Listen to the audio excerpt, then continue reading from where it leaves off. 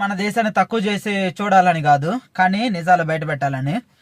మన దేశంలో ఉన్న ఆడవాళ్ళు వీరోచితంగా శత్రు దేశాలలోకి వెళ్ళి బాంబులు వేసి మరీ మన దేశానికి తిరిగి వచ్చారంటే దాని వెనక ఉన్న టెక్నాలజీ ఎవరిది?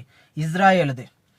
పక్క దేశం ఉన్న పాకిస్తాన్లో ఉన్న మగవాళ్లే మన దేశం మీదకి కనీసం చిన్న డ్రోన్లు కానీ విమానాలు కానీ పంపించి వాళ్ళు సక్సెస్ అవ్వలేకపోతా ఉంటుంటే మన దేశంలో ఉన్న ఆడవాళ్ళు పోయి పక్క దేశం మీద దాడి చేసి మరీ తిరిగి వచ్చారని అంటే మన దేశ సైనికులకు మన హ్యాట్సాప్ చెప్పాల్సిందే. కానీ దాని వెనక అందిస్తున్న టెక్నాలజీ ఎవరిది? ఇజ్రాయెల్ దేశంది.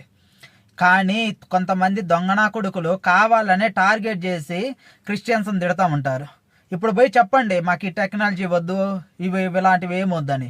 మన దేశాన్ని గౌరవం ఇక్కడ తగ్గించట్లేదు, కానీ నిజాలు చెప్పాలి. మన దేశం అని అంటే మన దేశం మీద మనకు ప్రేమ ఉంది, కానీ అలాగనే పక్క దేశాలను కూడా గౌరవించాలి. క్రిస్టియన్ దేశాలు ఎంతగా మనకు సహాయం చేస్తున్నాయి, రష్యా దేశం కానీ ఇజ్రాయెల్ దేశం కానీ.